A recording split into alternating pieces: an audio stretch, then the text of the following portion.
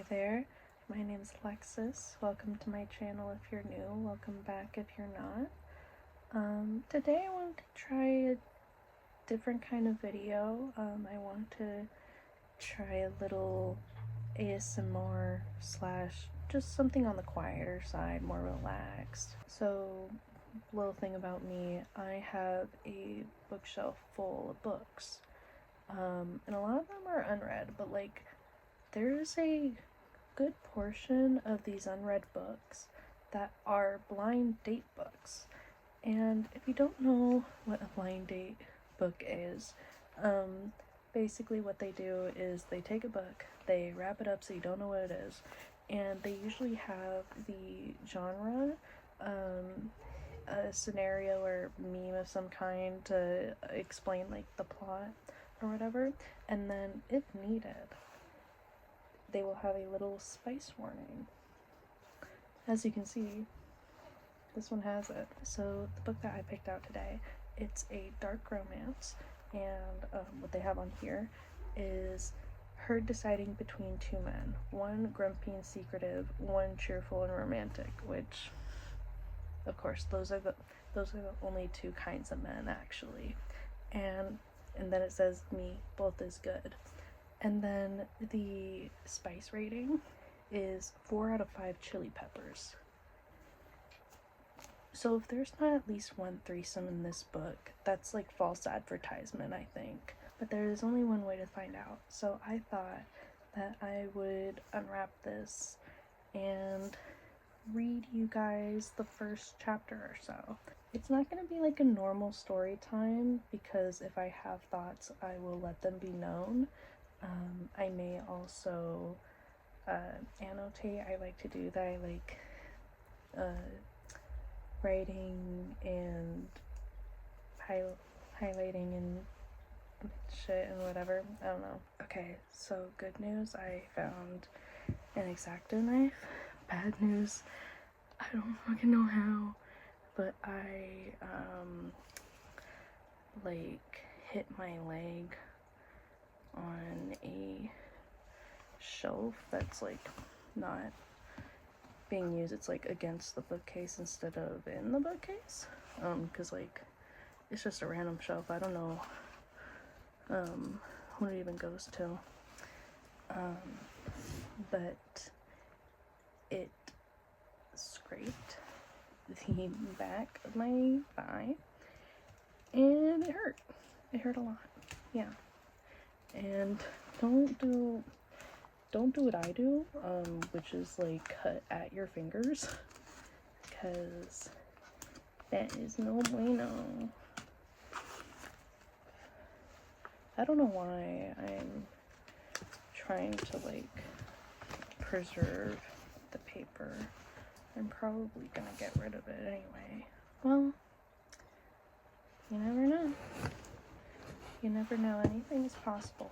Okay, so I kind of cut the paper, but it's okay. It's fine.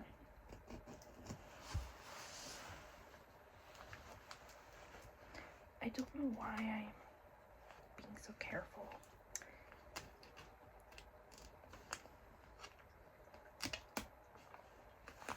ASMR potential. Maybe.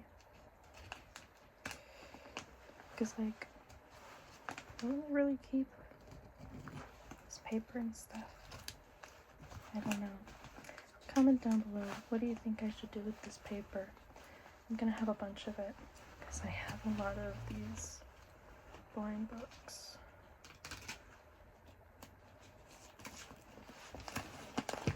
There we go.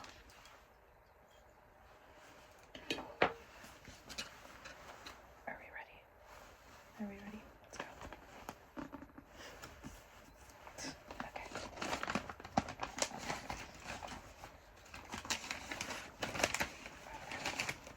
You ready? Okay. Cool. Nice. Ready?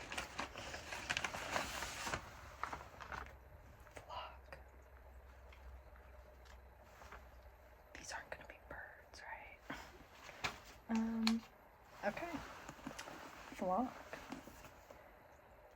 The Raven Hood, so that's probably like the name of the series, by Kate Stewart. Interesting. Can you keep a secret? It depends. Are these birds? Is this about birds? Guys, I do like birds. Okay. Let me read you the blurb, the little description before the actual thing. The first in this seductive series that has become an international best-selling sensation. A modern-day Robin Hood retelling that is steamy, intensely emotional, and utterly original. Okay, you got me so far. Can you keep a secret? The one thing Cecilia Horner, I hardly know her, knows about her move to Triple Falls is, it'll be temporary. After 1 year working for her elusive father at his factory, he'll hand over the inheritance she needs to help her single mother. With that, Cecilia will leave the town and everyone in it behind forever. On her first day, she collides with her new supervisor, Sean. Enigmatic, charming, irresistible, Sean lures Cecilia into a new can I talk, guys? Sean lures Cecilia into a new world of sex, lies, and alliances. Determined to make the most of her time in Triple Falls, Cecilia allows herself to blindly fall.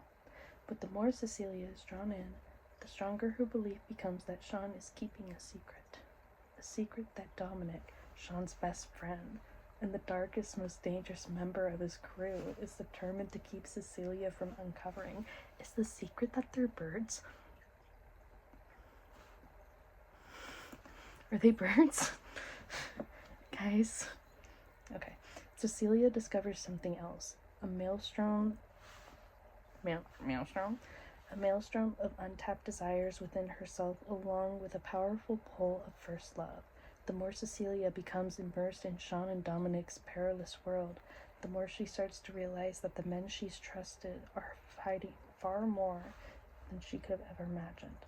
And the secret they're hiding just might be the thing to break her fall.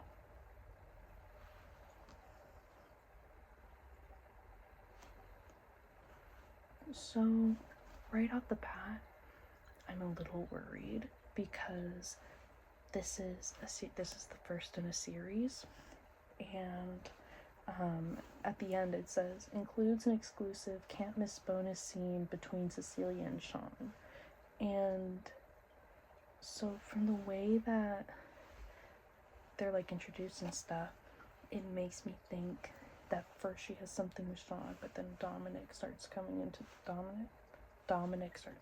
the picture. And I'm just thinking, is there gonna be a threesome in this book? I'm asking the questions that we want answers to. So, yeah, let's see how long this is. Under 400, that's not too bad. Not too shabby. But the question is how long are the chapters? Oh my god, it has a prologue. Ugh. Guys, I really hate it when there's a prologue. Okay, so this is the first in a series of 3. It's this, Flock, then Exodus, and then the finish line.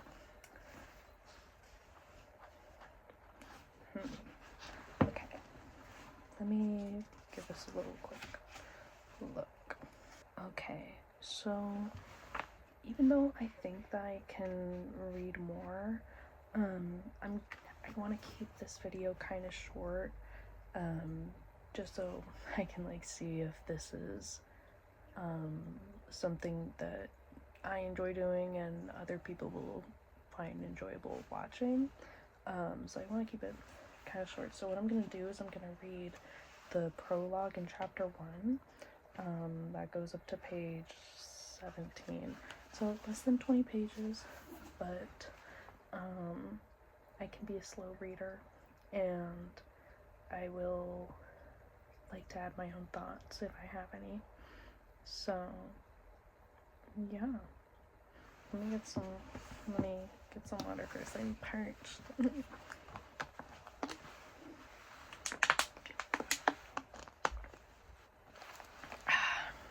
I'm really curious about the bird about the raven, because it's like, I don't know what it is. I don't know what it is with me, but like, I immediately think, okay, they can turn into birds. They're like, they can animorph, you know? They're animorph. Y'all remember those books? Those silly ass covers? Like, what if that's just final bird form? Question. Would you do it with someone in bird form? Because, like, Cecilia probably can't turn. I will stop. Okay, let's get to reading. Prologue. Now, I grew up sick. Let me clarify. I grew up believing that real love stories include a martyr or demand great sacrifice to be worthy.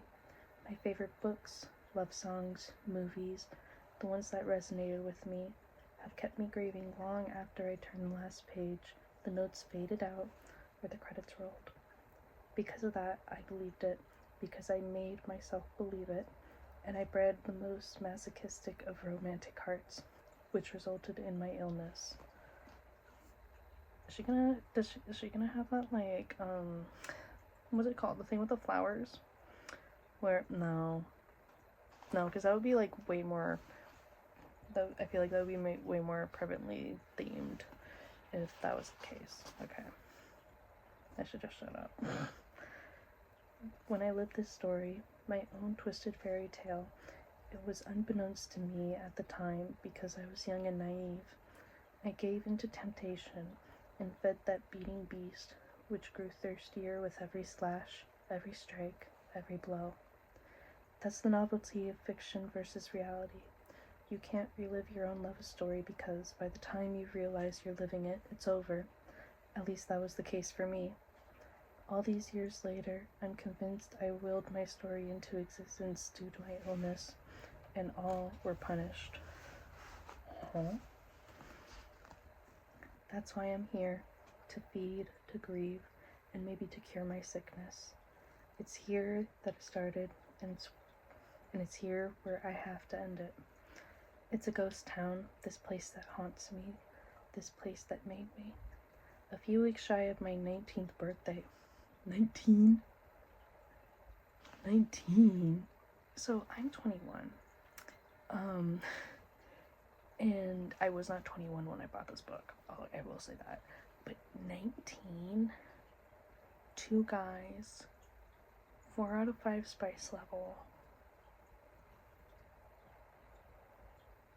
Is this gonna be like Twilight, but not Mormon? Let me know. I'll let you know, because I'll be reading the book. Okay, see, if I would just, like, keep reading, I would, like, answer my own fucking questions. I'm sorry, guys. A few weeks shy of my 19th birthday, my mother had sent me to take up residence with my father, a man I'd previously only spent a few summers with when I was much younger.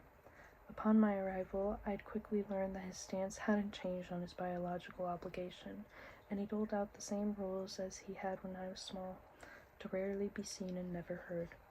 I was to uphold myself to the strictest of morals and excel in school while executing his standard of living.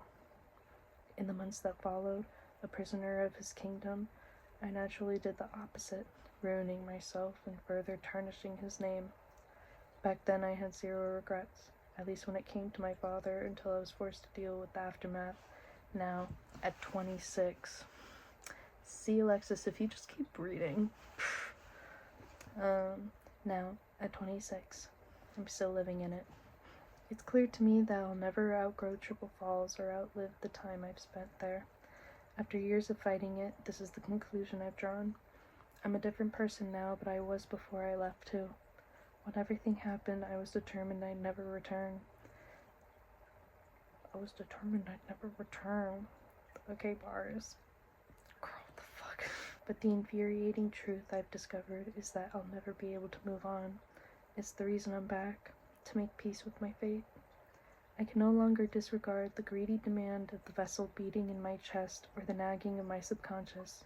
I'll never be a woman capable of letting go, of leaving the past where it belongs, no matter how much I want to.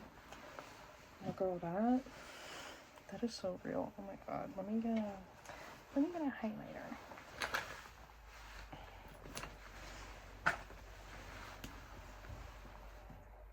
Don't ask me why I have a highlighter in my purse. I just do. Like, that's so real, because one thing about me, girl, I will always hold a fucking grudge. Because, like, I don't know, I mean, it kind of depends, but, like, sometimes people will say or do such a thing that it's, like, that's unforgivable, even if I do forgive you. You know what I mean? Because it's like, how do you treat a person like that? Or whatever. I don't know. Okay. Navigating my way through the winding roads, I roll down my window, welcoming the cold. I need to numb. Since I hit the highway, my mind has been reeling with memories I've desperately tried to suppress during the waking hours since I fled. It's my dreams that refuse to set me free, my dreams that keep the war raging in my head, the loss shredding my heart, forcing me to relive the hardest parts over and over in an agonizing loop. For years I've tried to convince myself that life exists after love, and maybe it does for others, but life hasn't been so kind to me. I'm done pretending I didn't leave the largest part of me between those hills and valleys, between the sea of trees that hold my secrets. What is with all these secrets? Is she a bird too? Guys, I swear. Imagine there's not a single bird in this book. That would piss me off. Even with the cold width of the wind on my face, I can still feel the warmth of the sun on my skin. I can still sense his frame blocking out the light, feel the prickling of surety? S-U-R-E-T-Y, surety. I don't know. Surety the first time he touched me, and the goosebumps that touch left in his wake. I can still feel them all, my boys of summer. How long was the summer? 5 seconds? All of us are to blame for what happened, all of us serving our sentences. We were careless and reckless, thinking our youth made us indestructible, exempt from our sins, and it cost us. Snow drifts toward my windshield in a lazy fall, dusting the trees and covering the surrounding ground as I exit the highway. The crunch of my tires and the gravel has my heart pounding in my throat as my hands start to shake. I sweep the endless evergreens lining the road while trying to convince myself that facing my past head-on is the first step. What? Okay. Let me try that again. I sweep the endless evergreens lining the road while trying to convince myself that facing my past head-on is the first step in confronting what's plagued me for years. All I have left is dwelling within the prison I built. It's the truth. Can I read? It's the truth I'm determined to face that's the most definite, the most crippling. Most consider knowing all-consuming love a blessing, but I consider it a curse. A curse I'll never be able to lift. I'll never know love again as I did here all those years ago, and I don't want to. I can't. I'm still stuck with it. So this shit did happen when she was 19. Guys, I'm confused. Guys, I'm scared. Guys, what the fuck? Okay, let's keep going. There's no question in my mind that for me, it was love. What other pull could be so strong? What other feeling could... It had a tickle in my throat. What other feeling could addict me to the point of insanity? of doing the things I did and living with these memories within this ghost story. Even when I'd sensed the danger, I gave in. I didn't heed a single warning. I went in a willing captive. I let love rule and ruin me. I played my part, eyes wide open, tempting fate until it delivered. There was never going to be an escape. Stopped at the first light at the edge of town, I pressed my head against the steering wheel and inhaled calming breaths, hating the fact that I'm still so powerless to the emotions this trip has stirred within me, even as the woman I've become. Exhaling, I glanced back at the bag that I tossed in the back seat after my decision mere hours ago. I thumbed my engagement ring. Oh my god. What the fuck? Rotating it on my finger as another stab of guilt runs through me. All hope of the future I spent years building was lost the minute I ended my relationship. He refused to take the ring, and I have yet to take it off. It hangs heavy, a lie on my finger. The time I spent here before has caused another casualty, one of many. I was engaged to a man capable... Let me try that again. I was engaged to a man capable of keeping his vows, a man of... Let me try that again. I was engaged to a man capable of keeping his vows, a man worthy of commitment, of unconditional love, a loyal man with a steadfast heart and warm spirit, and to him I'd never been fair. I could never love him in a way a wife should love a husband. He was a consolation, and accepting his proposal meant settling. One look at his face when I called off our upcoming nuptials let me know I had destroyed him with the truth that I belonged to another. So no threesome. Fuck. God damn. Well, this is only page 5. Let's keep going. That whatever remains of my heart, body, and soul belongs to a man who wants nothing to do with me. It was the agony on my fiancé's face that aided to my breaking point. He'd given me his love, his devotion, and I'd thrown it away. I'd done to him what was done to me. Disobeying my heart, my master and monster had cost me Colin. Now who the fuck is Colin? We don't know a Colin. Minutes after I liberated us both, I packed a bag and left in search of more punishment. I drove straight through the night, knowing there was no significance of time. That doesn't matter anymore. Nobody is waiting for me. Well over 6 years have passed, and I'm back to square one, back to the life I fled, my feelings running rampant as I reasoned with myself that leaving Colin wasn't a mistake, but a necessary evil to free him from the lies I told. I'd wronged him in making promises I could never keep, and there was no way I was making more to love and cherish in both sickness and health, because I hadn't disclosed just how sick I am. I never told him how I allowed myself to be used, ravaged, and at times debased to the point of depravity, and that I'd loved every second of it. So is the problem that, he just doesn't know you're kinky? I never told my fiancé how I'd bloodlet my heart, starved it, until it had no choice but to beat in a distinct rhythm that only matched the thrum of one another. In doing so, I'd sabotage my chances of recognizing and accepting the kind of love that heals rather than hurts. The only love I have ever known or craved is the kind that keeps me sick. Sick with longing, sick with lust, sick with need, sick with grief.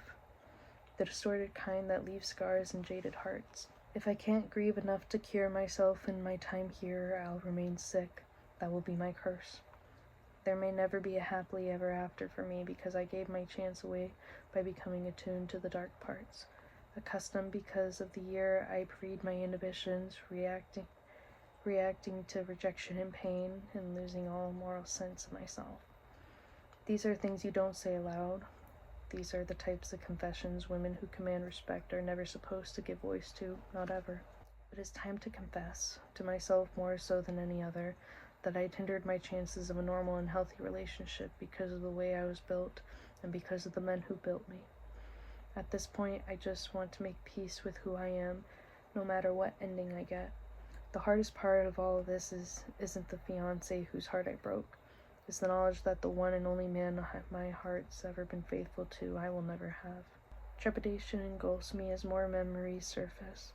I can still smell him, feel the swell of him inside me, taste the drop of salt in his cum. It's cum. C-U-M. Cum. Have you all seen Good Boys? The movie's funny. See the satisfied look in his hooded eyes. I can still feel the unmistakable rush from the looks we shared. Hear the rumble of his dark chuckle. Feel the wholeness from his touch. The closer I get, the more memories come crashing over me. I resolve to face what haunts me, beginning to break away piece by jagged piece. Because I have some idea of what the true end looks like, and I can't escape it anymore.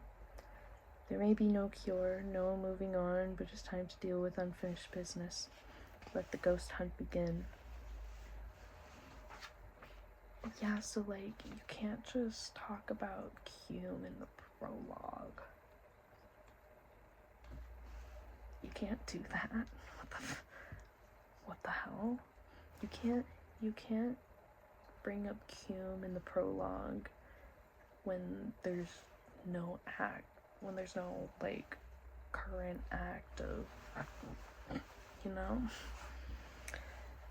Okay, we'll do chapter 1 and then let's get out of here. Okay, chapter 1. Then, pulling up to the massive iron gates, I punch in the code Roman gave me and gawk as the sprawling estate comes into view when I drive in. Who's Roman? Neither of these men are Roman. When are we gonna meet Sean? When are we gonna meet Dominic? When are we gonna meet the one with the cume? When? That's how impatient I am, guys, just so you know. Acres and acres of neon grass littered with trees surround the massive house in the distance. The closer I get, the more I feel like a foreigner. To the left of this palace sits a 4-car garage, which I forego, choosing instead to park in the circular drive at the foot of the porch. Asshole. What if someone needs to use that? What if someone needs to make a circle? Anyways, exiting the car, I stretched my legs. The drive wasn't long, but my limbs grew heavier with every mile as I got closer. Though the house is impressive, it feels more like a prison to me, and today is the first day of my sentence. Opening the trunk, I gather a few of my bags and head up the stairs, scanning the pristine deck. Nothing about this place feels inviting aside from the land it sits upon, and everything about it reeks of money.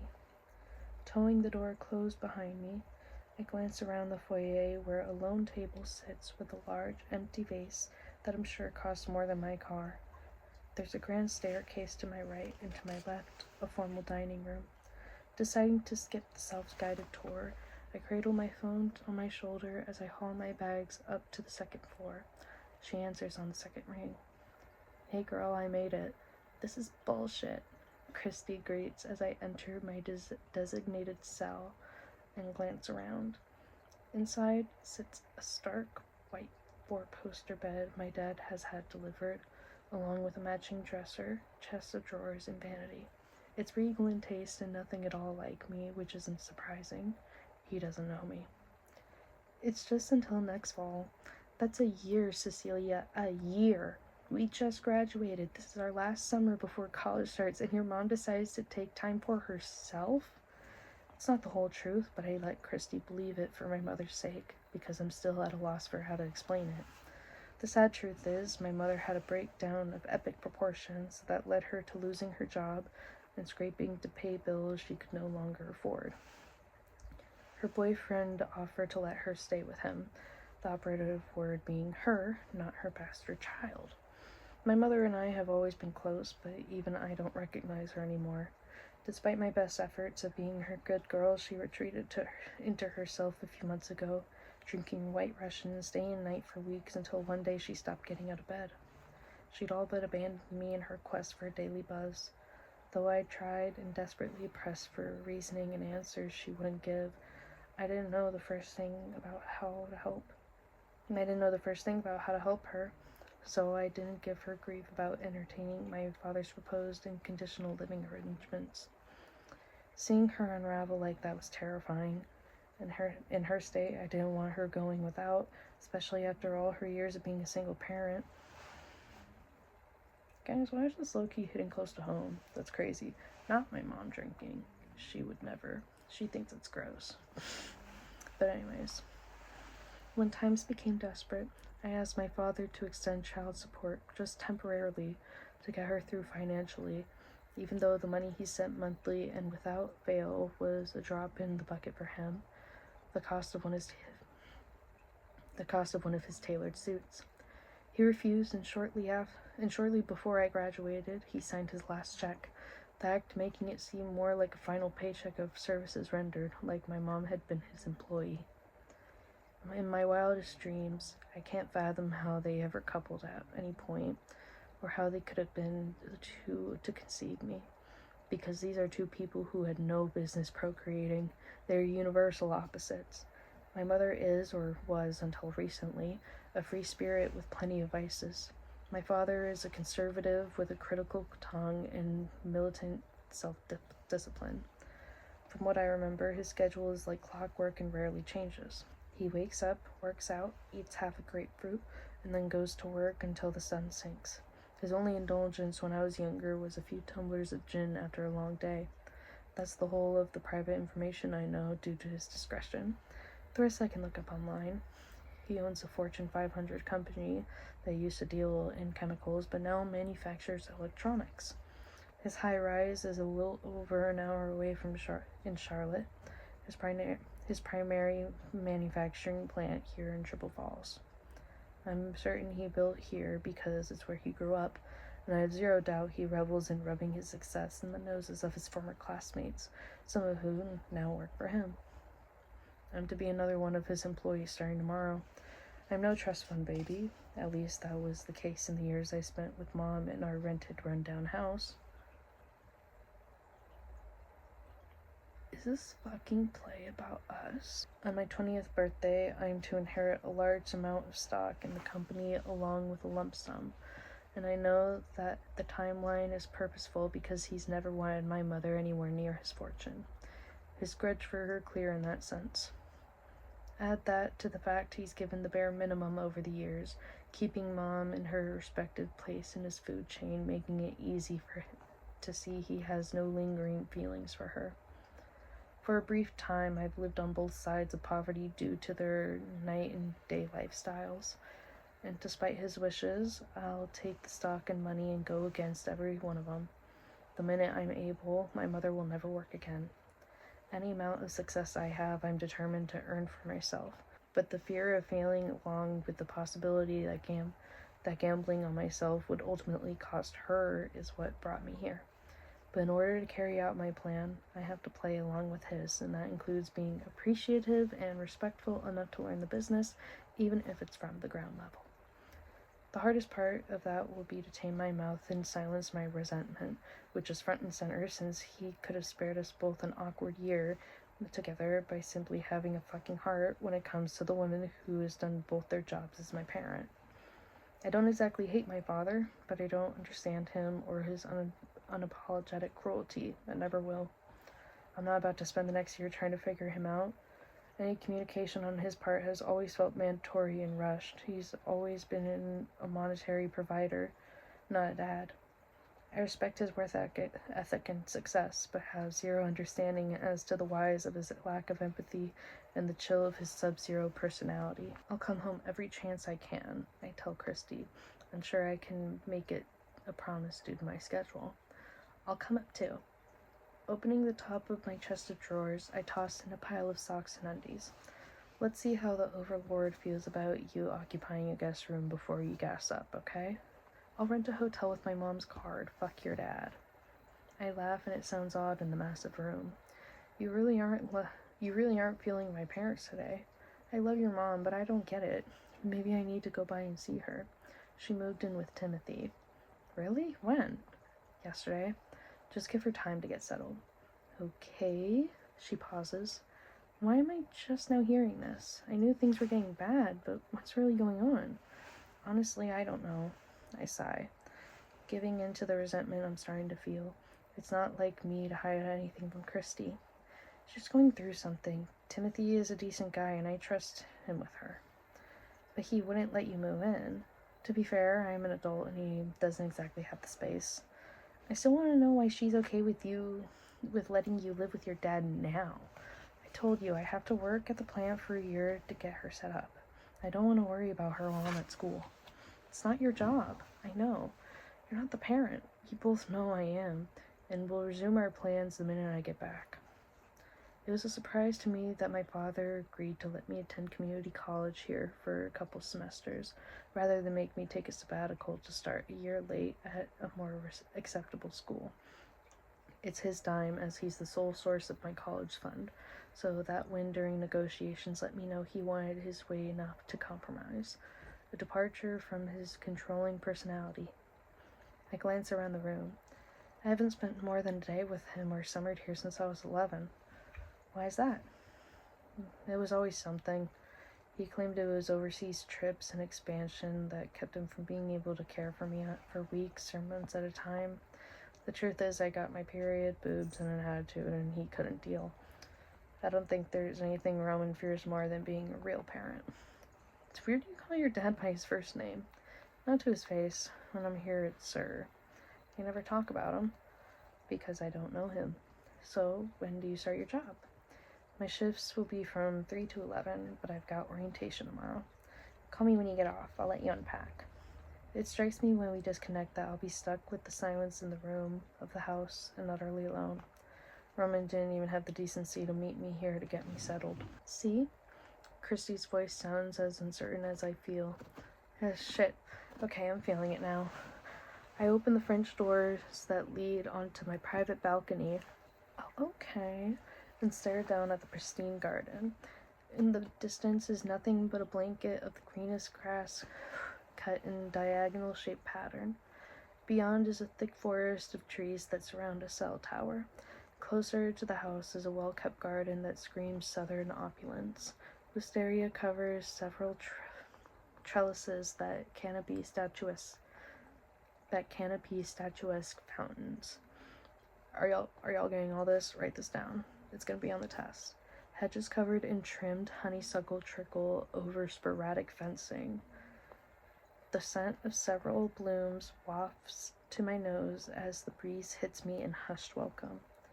Plush seating is placed strategically throughout the manicured garden, which I decide will be my reading nook.